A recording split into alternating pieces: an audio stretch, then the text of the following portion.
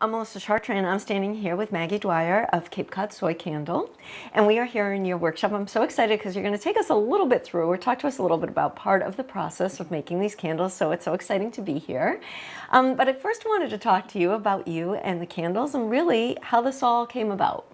Okay.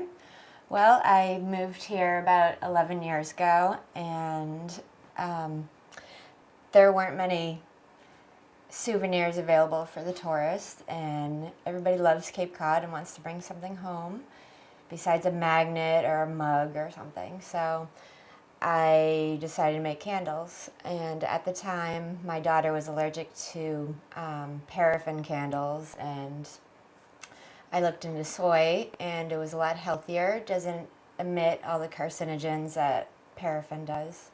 And then we just brainstormed Cape Cod names of places we love, and made a bunch of candles, started selling them in consignment shops. And now I'm in about 40 shops in Massachusetts, New York. All from just an idea, all from wanting a souvenir.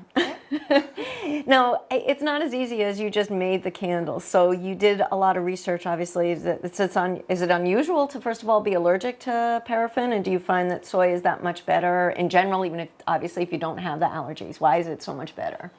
Well, a lot of people I've come in contact with through the years have told me that they can't burn candles because they just don't like the smell, and they get sick. And looking into it, I found out that they do. It's a petroleum-based paraffin waxes, so it is a gas. So if you're burning a vegetable, you don't have the gases emitted, and you still have the ambiance of a candle. Right. And you use different types of jars and things, and we'll talk a little bit about that. And we're not going to I promised that we wouldn't give away trade secrets or anything like that. Nope. But it will be interesting to see the different steps. Tell me how long it takes from start to finish to produce these candles. Well, I can make about 10 cases in an hour because I have a big melter. I used to just do them all on my stove in individual pots, but now it's a lot more efficient. All right. Well, why don't we go through a little bit of the process? So, Okay. First of course, you melt the wax, and then what do we have here? So this is step one. I have a lot of these pots, so I don't have to keep washing them because I have like 35 different scents. So this already has melted wax in it with the fragrance oil, and you stir it really good. And this is just a jar I picked up at Christmas tree shop, but it's pretty and bubbly. But these are my other jars that I use. Right, and you said like now mason jars are very popular, but you can obviously put it into pretty much anything and everything. Is there something that you cannot put it into? I wouldn't advise plastic, of course, but any kind of jar I can recycle.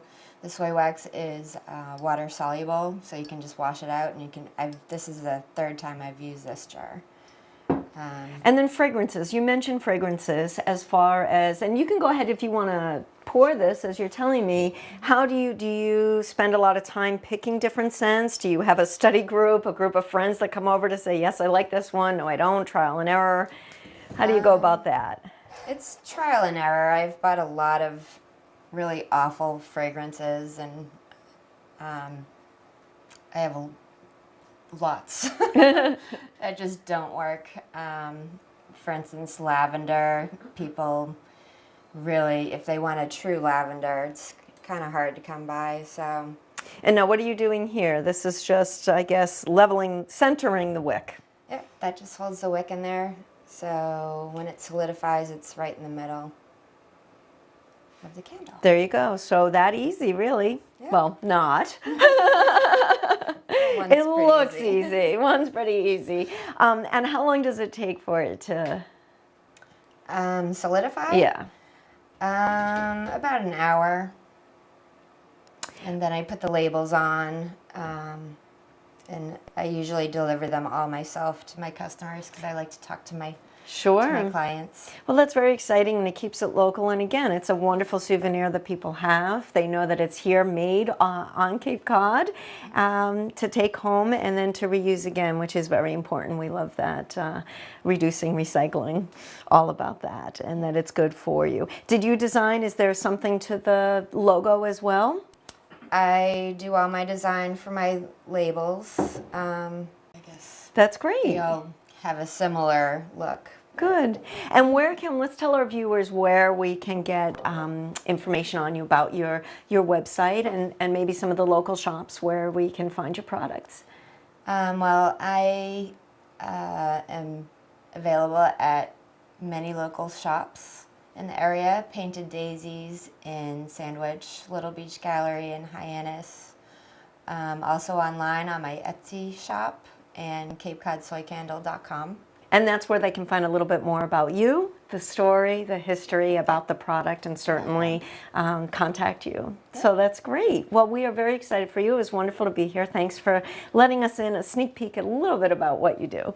And thanks so much, Maggie. Thank you.